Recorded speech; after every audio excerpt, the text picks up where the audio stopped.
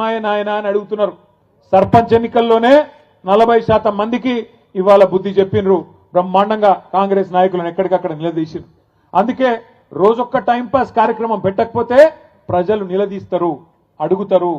పాలమూరు రంగారెడ్డి ఎత్తిపోతల పథకం మీద కేసీఆర్ గారు మొన్న అరటి పండు ఒలిచి నోట్లో పెట్టినట్టు రాష్ట్రం మొత్తంలోని వ్యవసాయదారులకు అర్థమయ్యేటట్టు చెప్పిండు. ఎట్లా బీఆర్ఎస్ ప్రభుత్వం 90% పనులు పూర్తి చేసింది. పాలమూరు జిల్లాలోని 14 నియోజకవర్గాలకు, రంగారెడ్డి జిల్లాలోని 6 గ్రామీణ నియోజకవర్గాలకు, అట్లాగే మన దక్షిణ పశ్చిమ నల్లగొండలో, సౌత్ వెస్ట్ నల్లగొండలో మునుగోడు, దేవరకొండ, కొంత నల్లగొండ నియోజకవర్గం, కొంత నాగార్జున సాగర్ నియోజకవర్గానికి లాభమయ్యే విధంగా డిండి ప్రాజెక్టును కూడా అక్కడ తీసుకున్న నీళ్లతోనే ఎట్లా మేము ప్రయత్నం చేసినాం, ఎట్లా 90% పనులు పూర్తయినాయి, ఎట్లా 10% ఈ 2 ఏళ్లుగా అసలు పని చేయకుండా పండబెట్టినరు. ఇవన్నీ కేసీఆర్ గారు మీకు అర్థమయ్యేటట్టు చెప్పిండ్రు. చెప్పడం మాత్రమే కాదు, కేసీఆర్ గారు ఏమన్నారు, ఆ డిపిఆర్ అంటే డీటెయిల్డ్ ప్రాజెక్ట్ రిపోర్టు ఏదైతే దేని ఆధారంగానైతే మనం అన్ని అనుమతులు తెచ్చినామో దాన్ని కూడా తిప్పి పంపితే 6-7 నెలలుగా కనీసం మాట్లాడే తెలివి లేదు. ఆఖరికి ఆ ప్రాజెక్టుని కుదించే ప్రయత్నం చేస్తున్నావు, తెలంగాణకు ముఖ్యంగా కృష్ణా నీళ్లలో అన్యాయం తలబెట్టే ప్రయత్నం చేస్తున్నామని చెప్పి కేసీఆర్ గారు గర్జిస్తే దానికి సమాధానం చెప్పే సత్తా లేదు కాబట్టి ఏం చేయాలి, కేసీఆర్ మీద కేసు పెడుతున్నా అని లీక్ ఇయ్యాలి. దాంతో తెల్లారి పేపర్లను కాళ్ళు పట్టుకొని తెల్లారి తాటికాయంత అక్షరాలతోని కేసీఆర్ కు నోటీసులు అని చెప్పి తెల్లారి పేపర్లు రాయించాలి, ప్రజల దృష్టి మల్చాలే. ఇది ఆయన ఉద్దేశం. 6 గ్యారంటీల గురించి ఎవరు మాట్లాడొద్దు, రైతు బంధు గురించి ఎవరు మాట్లాడొద్దు, రైతు కూలీలకు నెలకు ఇస్తానన్న 1000 రూపాయలు, ఇందిరమ్మ ఆత్మీయ భరోసా అని బిల్డప్ ఏదైతే ఇచ్చిండో, లక్షలాది మంది రైతు కూలీలు ఏదైతే ఎదురు చూస్తున్నారో దాని గురించి మాట్లాడొద్దు. 22 లక్షల మంది కౌలు రైతులకు ఇస్తానన్న రైతు బంధు ఎందుకు బంద్ అయింది అని చెప్పి కౌలు రైతులు అడగొద్దు. తులం బంగారం ఏమైంది నాయనా అని ఆడబిడ్డలు అడగొద్దు. అట్లాగే బతుకమ్మ చీర ఏమైంది అని మహిళలు ఎవరు అడగొద్దు. నెలకి ఇస్తానన్న 2,500 ఏమైంది అని గుర్తు చేయొద్దు. 4,000 పింఛన్ అంటివి ఏడవాయరా నాయనా అని పెద్ద మనుషులు అడగొద్దు. ఇస్తానన్న 2 లక్షల ఉద్యోగాలు ఏవి అని పిల్లలు అడగొద్దు. మాకు స్కూటీలు ఇస్తానంటివి ఏవి అని ఆడపిల్లలు అడగొద్దు. అట్లాగే నిరుద్యోగ భృతి అంటివి 4,000 అదెక్కడా అని పిల్లలు అడగొద్దు. ఇస్తానన్న 12 లక్షల అంబేద్కర్ అభయహస్తం దళిత బంధు తీసేసి 12 లక్షలు ఇస్తా అన్నాడు కదా కేసీఆర్ గారు. 10 లక్షలు ఇస్తే నేను 12 లక్షలు ఇస్తా అన్నాడు. ఏమైంది అని దళితులు అడగొద్దు, గిరిజనులు అడగొద్దు. అట్లాగే బీసీలకు 42% ప్రభుత్వ కాంట్రాక్టులలో, విద్యలో, ఉపాధిలో, సర్పంచ్ ఎన్నికల్లో, స్థానిక సంస్థల్లో ఇస్తానన్న రిజర్వేషన్ ఏమైందని బీసీలు అడగొద్దు. పెడతానన్న 20,000 కోట్ల బడ్జెట్ సంవత్సరానికి మొత్తం 5 ఏళ్లలో 1,00,000 కోట్ల బడ్జెట్ ఏమైంది అని బీసీలు అడగొద్దు. ఇస్తానన్న గొర్రెలేమాయ్ అని యాదవులు అడగొద్దు. తెస్తానన్న చేపలేడవాయ్ అని ముదిరాజులు గంగపుత్రులు అడగొద్దు. బీసీ డీలకెళ్ళి ఏలకు మారుస్తానో కదా ఏమాయ్ అని ముదిరాజులు అడగొద్దు. ఇట్లా 420 హామీలు ఏవైతున్నాయో వీటన్నిటి నుంచి దృష్టి మళ్లించాలంటే ఏం చేయాలి, కేసీఆర్ కు నోటీసులు ఇవ్వాలి. అందుకే ఇలా నోటీసులు ఇచ్చి ప్రజలను మళ్ళొక్కసారి పత్రికలను మేనేజ్ చేసి, టీవీలను మేనేజ్ చేసి గందరగోళం చేసే ప్రయత్నం చేస్తున్నాడు ముఖ్యమంత్రి.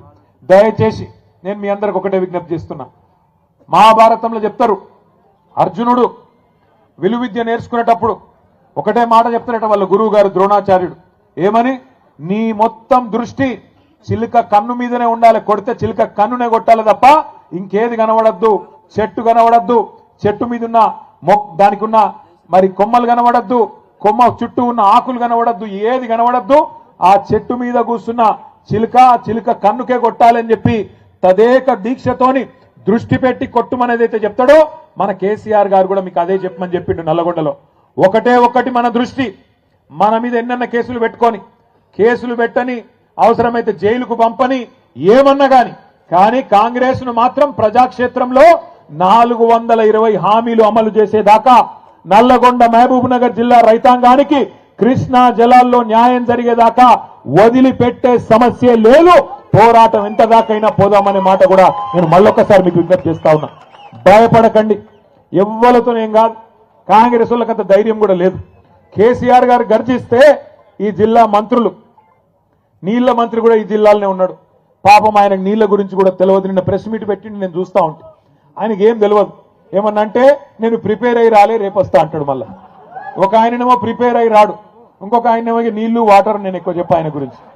గిసంటోళ్ళు ఈ జిల్లా మంత్రులు ఏం తెలుసు వీళ్ళకు? నీళ్ల గురించి తెలుసా? ప్రజల అవస్థల గురించి తెలుసా? అడ్డమైన అబద్ధాలు చెప్పి అర్రాసు పాటవాడి ఇవాళ అడ్డదారిలో అధికారంలోకి వచ్చి కూర్చున్నారు. మీదికెళ్ళి ఇవాళ హుంకరిస్తా ఉన్నారు, బెదిరించే ప్రయత్నం చేస్తున్నారు. బెదిరింపులు అంటే మామూలు బెదిరింపులు కాదు. ఇక్కడే ఎల్లారెడ్డిగూడెంలో యాదగిరిని, ఎల్లమ్మగూడెంలో యాదగిరిని ఏ రకంగా అవమానించినరో ఒక యాదవ సోదరుణ్ణి మీ కళ్ళ ముంగట్నే ఉన్నది. లింగంపల్లిలో సూర్యాపేట జిల్లాలోని నూతనకల్లి మండలం లింగంపల్లిలో మల్లయ్య యాదవ్ గారిని కిరాతకంగా హత్య చేసినారు.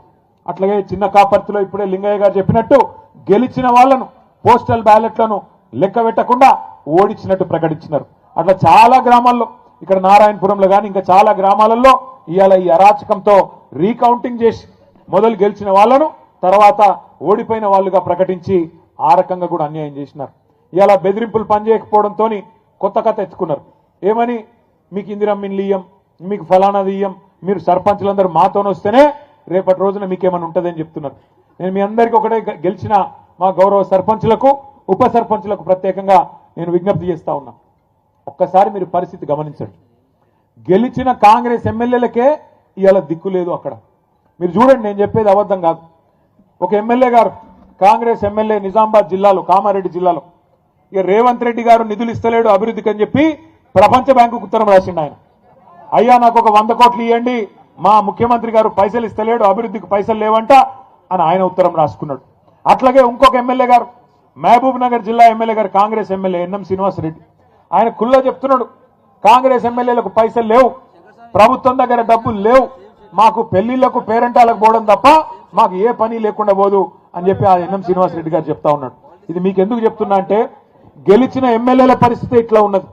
వాళ్ళు అనుకుంటున్నారు కాంగ్రెస్ ఎమ్మెల్యేలు మేము అనుకుంటే సర్పంచులను ఇబ్బంది పెట్టగలుగుతామని వాళ్ళు అనుకుంటున్నారు.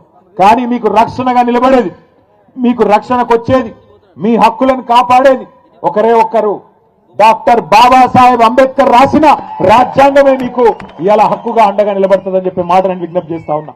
ఈ పైసలు ఏవైతే వాళ్ళు చెప్తున్నారో, నేను ఈయనీయా ఇచ్చేస్తా అజ్జేస్తా అని, ఎవడి అబ్బ సొమ్ము కాదు, ఎవడి అత్త సొమ్ము కాదు. ప్రజల పైసలు, పన్నుల రూపంలో ప్రజలు కట్టిన పైసలను మళ్ళీ తిరిగి వారి కోసమే ఖర్చు పెట్టడం ప్రజాప్రతినిధులుగా మన బాధ్యత. ప్రజాప్రతినిధులుగా ఇవాళ దేశంలో 5 అంచెల్లో ప్రభుత్వాలు ఉన్నాయి. ఢిల్లీలో కేంద్ర ప్రభుత్వం ఉన్నది, ప్రధానమంత్రి గారు, మంత్రి మండలి, ఎంపీలు ఢిల్లీలో ఉంటారు.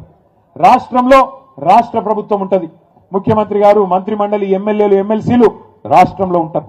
కొద్దిగా కిందికి వస్తే జిల్లా పరిషత్, ఇప్పుడు జిల్లా పరిషత్ లేదు కానీ ప్రభుత్వం జిల్లా పరిషత్ రూపంలో ఉంటుంది.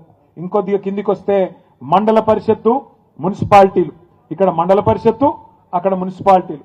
ఇంకా కొద్దిగా కిందికి వస్తే గ్రామ స్థాయిలో గ్రామ పంచాయతీల్లో మీరే బాసులు. ఈ మాట ఎందుకు అంటున్నా అంటే, రాజ్యాంగంలోనే అంబేద్కర్ గారు రాసినారు 5 అంచెల ప్రభుత్వం గురించి. ఈ 5 అంచెల ప్రభుత్వంలో రాష్ట్రానికి ముఖ్యమంత్రి ఎట్లనో గ్రామానికి సర్పంచ్ గారు అట్లా అనే మాట నేను విజ్ఞప్తి చేస్తా ఉన్నా.